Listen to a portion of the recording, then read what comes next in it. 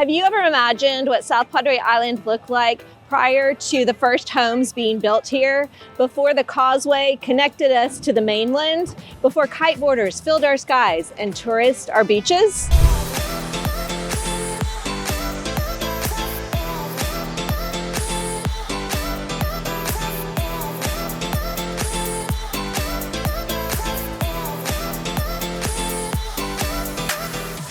The Historical Museum of South Padre Island will be a time capsule of everything that has shaped South Padre Island, from prehistoric times to the first settlers to the island's first homes in the 1950s, and even the modern day tourism that brings people to our island from all over the world. The museum will be a place for locals and visitors to walk through and experience the island's story, its struggles, its triumphs, and the people who made it what it is today. The Historical Museum is dedicated to researching, documenting, preserving, and displaying the history of South Padre Island, as well as presenting the history in a manner that educates, stimulates thought, interest, and entices the appreciation of the island.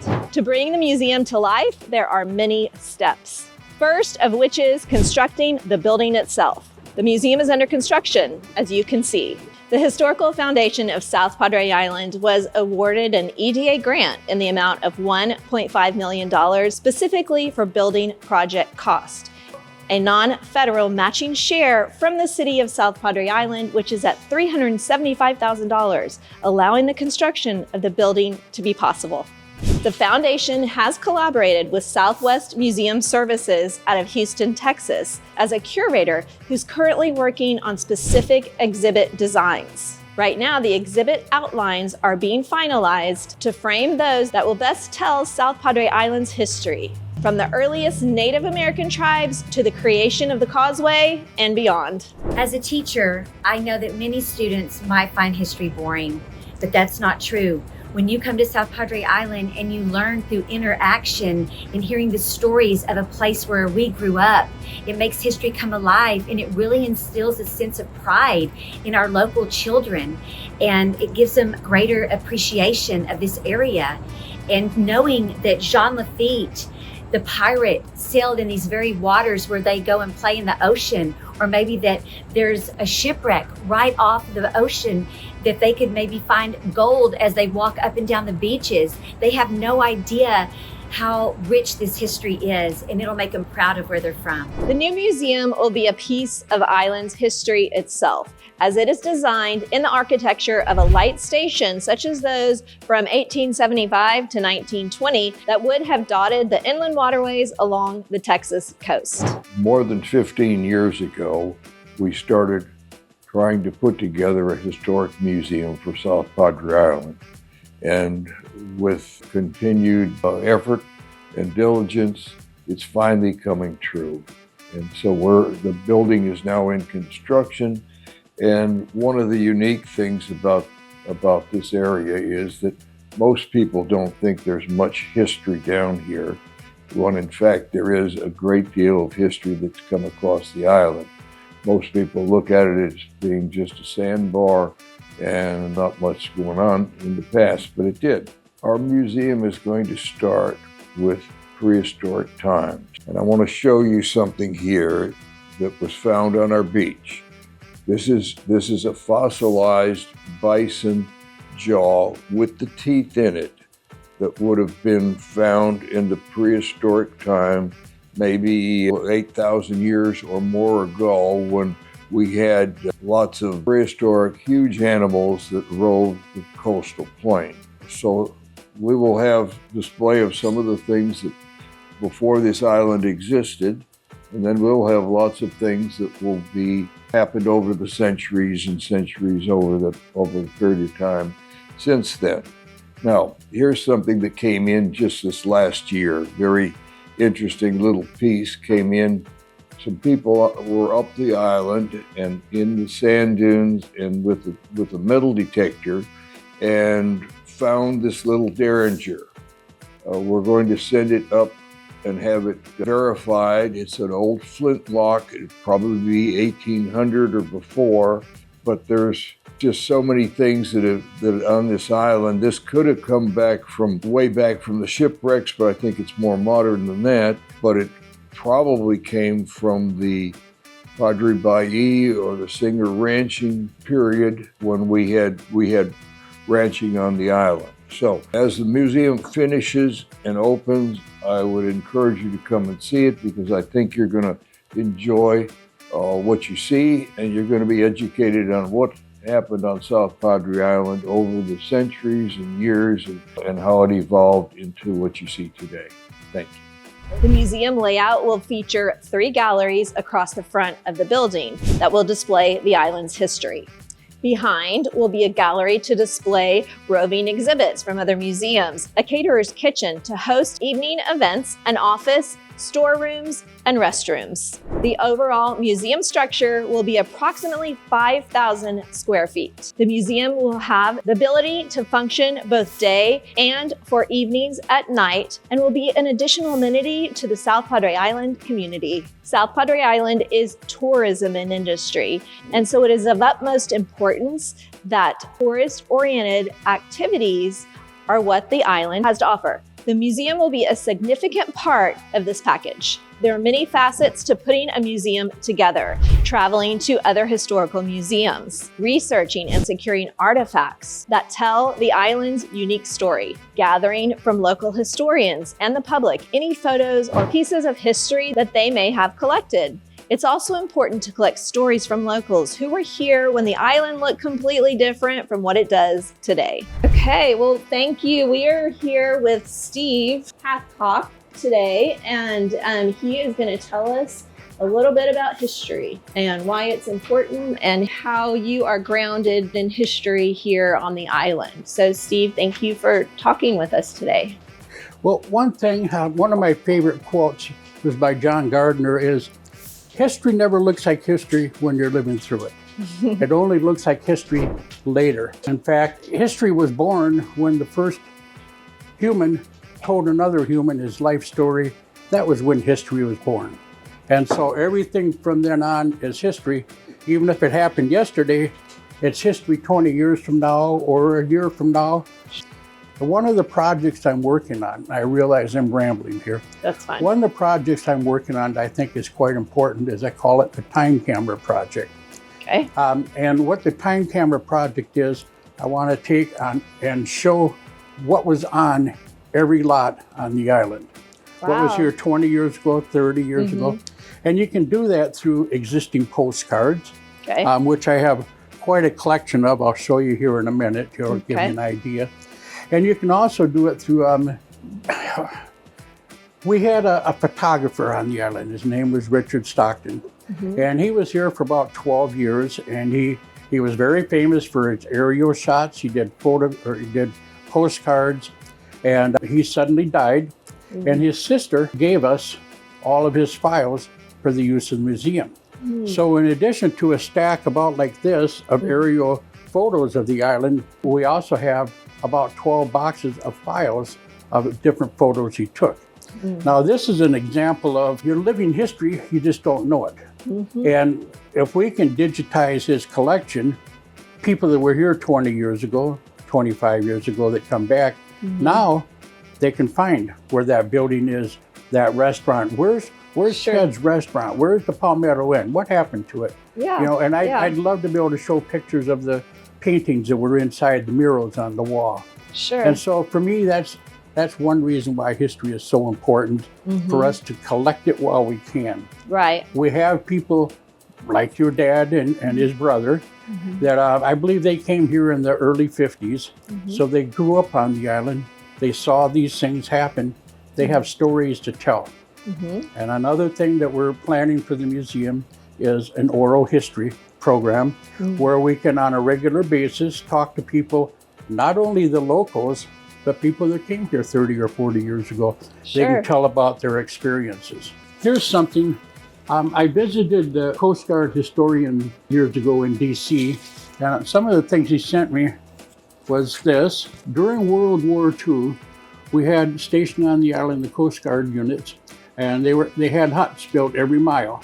And they were here to watch for German submarines. The Japanese subs were more on the west coast. But in the Gulf of Mexico here, I believe there was something like 70 ships that were sank by German submarines. So these coastal units, they were called sand pounders, were here from 1942 to around 1944. Okay. And they patrolled. They had dogs. They were on horseback and on foot. And every mile they had phones installed so that they could report in. And it was a regular thing that they did. Until just recently, after the war, the huts that they were in, they donated them to the college over in Brownsville and in Harlingen, but some of them were made into homes here on the island. Oh, wow. And I'll have to show you a picture of that one later. Okay. The latest one was demolished.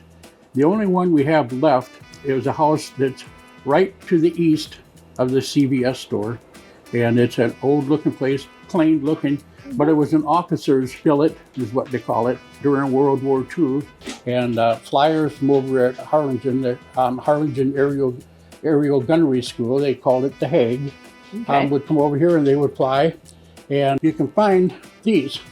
These are 50 caliber bullets that they actually used.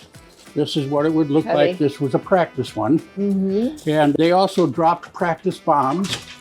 They had places staked out in the Laguna Madre in the shape of Japanese aircraft carriers and destroyers so they could practice strafing them and getting their targets down correctly.